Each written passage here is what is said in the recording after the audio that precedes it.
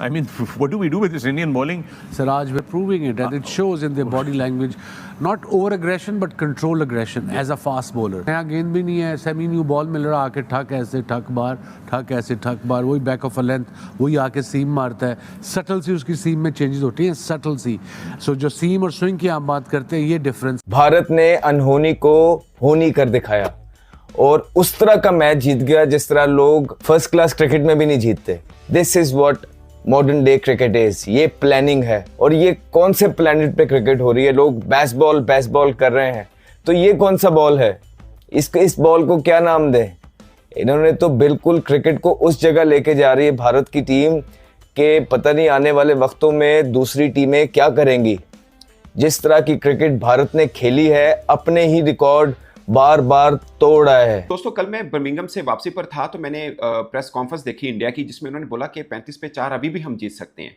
मैं एयरपोर्ट पर बैठा था, मैं सोच रहा था, मैंने कहा ये दीवाने का ख्वाब हो सकता है, यहाँ से जीतना बहुत मुश्किल है. अगरचे इंग्लैंड बैटर्स को क्रेडिट देना चाहिए, जैसे जॉय रूट और हैरी ब्रूक ने 195 की पार्टनरशिप लगाई थी, 301 पर शायद 3 ही आउट थे उनके.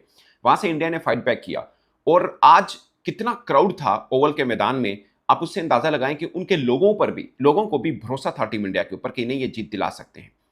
इंग्लैंड का होम ग्राउंड है, इंग्लैंड का बैकयार्ड है, वहां पर इंडियंस बड़ी तादाद में आए थे क्योंकि उनको ज्यादा भरोसा था कि ये मैच यहां से भी ले सकते हैं. कहने को सीरीज बराबर हुई, बट मुझे लगता है कि पलड़ा भारत का भारी रहा. इसमें टोटल 21 सेंचुरियां हुई, जिसमें से 12 इंडिया के नाम रही और 9 इंग्लैंड के नाम रही. 9 बल्लेबाजों ने 400 प्लस रन किए, जिसमें से 5 इंडिया के थे, 4 इंग्लैंड के थे. हाईएस्ट विकेट टेकर सिराज हैं 23 विकेट्स के साथ, और सबसे ज्यादा रन 750 रन शुभमन गिल ने किए हैं. दूसरे नंबर पर जॉय रूट हैं, जिनका तकरीबन 200 रन का गैप बनता है. मतलब इंडिया के दूसरे नंबर के बैटर केएल राहुल, जिन्होंने शायद 532 रन किए हैं, उनका मैचअप बनता है जॉय रूट से. और 200 की एक तरह से लीड है शुभमन गिल की. एज ए इंडियन कैप्टन सबसे ज्यादा रन किसी सीरीज में उन्होंने किए हैं.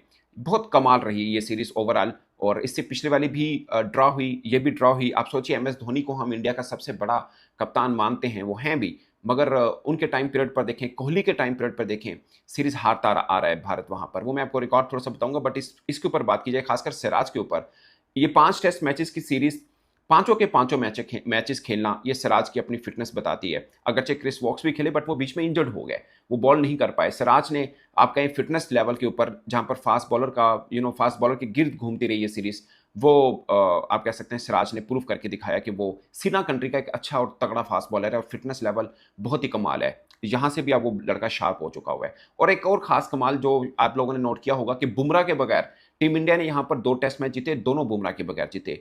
तो मुझे एकदम लगा कि शायद बुमराह की छाप में आकर बाकी बॉलर सही परफॉर्म नहीं कर पा रहे. ये बाज़-औक़ात होता है, आपके यहाँ वर्ल्ड क्लास हो तो आप नीचे दब जाते हैं, ये कभी होता है. ऐसा ना हो तो आपको लगता है कि नहीं, आप ही नहीं कर रहे और आप करके दिखाएं. आप चैलेंज लेते हैं कि ठीक है, हमारा जो मेन स्ट्रीम बॉलर है या प्रीमियर बॉलर है वो नहीं खेल रहे, तो हम पर है, हम करके दिखाएंगे. मेरी नजर के अंदर अभी तक का मेरी जिंदगी का सबसे बड़ा टेस्ट मैच है, जिसके अंदर इंग्लैंड टेस्ट मैच जीत चुका हुआ था 301 के ऊपर 3 आउट से. हैरी ब्रूक का 100, जो रूट का 100, उसके बावजूद जिस तरीके से वेदर चेंज हुआ और इंडिया की बॉलिंग चेंज हुई, इंडिया ने कहां से इस मैच को 74 रन उस टाइम पे रह गए हुए थे, 71 रन उस टाइम पे रह गए हुए थे, और हुआ क्या, इंग्लैंड के सारे आउट हो गए. आज के दिन 34 स्कोर चाहिए था इंग्लैंड को जीतने के लिए, इंडिया को 4 विकेट्स चाहिए थी, और हुआ क्या, वो 34 स्कोर 340 के इक्वल हो गया. जहां पे 1-2 छक्के लग के मैच ने खत्म होना था, वहां पे इंग्लैंड के हाथ पांव फूल गए. इंडिया ने इतनी शानदार बॉलिंग की, सिराज जिसने कैच को छक्का करवा के मैच को पूरा फंसवा दिया, उसी सिराज ने 5 लेके इंडिया को मैच जितवा दिया. क्रिस वोक्स जिसका शोल्डर फ्रैक्चर हो गया, वो बैटिंग नहीं कर सकता था, पूरे टेस्ट मैच में गायब रहा. वो बेचारा आया बैटिंग करने के लिए, उसने रनिंग की, उसका शोल्डर दोबारा से पेन उसको शुरू हो गई. उसके बावजूद हुआ क्या, इंडिया ने इस टेस्ट मैच को जीत लिया. 7 रन से इंग्लैंड ये वाला टेस्ट मैच हारा है. इस टेस्ट मैच के आज के दिन की एक एक बॉल इतनी सस्पेंस वाली थी, एब्सोल्यूट सिनेमा.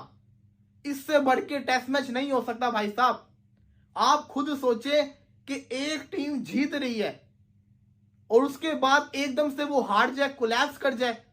इसका मतलब यह कि टेस्ट क्रिकेट के अंदर चाहे 25 रन क्यों ना रह जाए, आपको हार नहीं माननी चाहिए, आपको फाइट करनी चाहिए. और वही किया इंडिया ने. फाइट किया और एक हारे हुए मैच को जीत लिया। वो मैच जो कि इंडिया के हाथ से निकल चुका हुआ था। लेकिन यहां पे तारीफ सिर्फ और सिर्फ इंडियन बॉलर्स की बनती है जिन्होंने आउटस्टैंडिंग बॉलिंग की।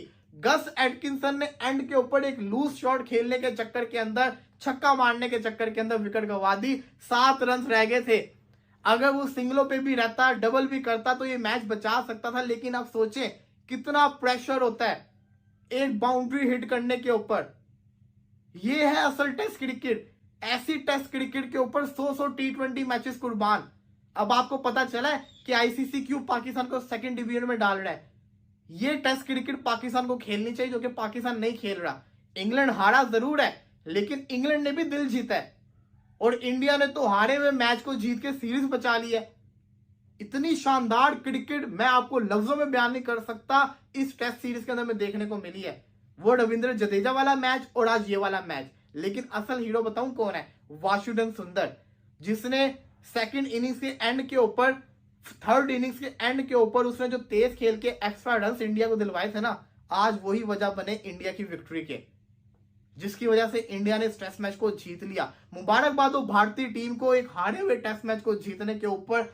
मजा आ गया। इससे बढ़ के और क्या हमें देखने को मिल सकता है? इससे बढ़ के तो टेस्ट क्रिकेट मेरा ख्याल है हो ही नहीं सकती जो आज इंडिया ने खेल के दिखा दिया। मजा आ गया। शुभमन गिल एक रात के अंदर शायद जितनी एजेस या जितना टाइम गुजार कर आया होगा as a captain, he would I am pretty sure कि कल रात को स्लीपलेस नाइट गुजरी होगी।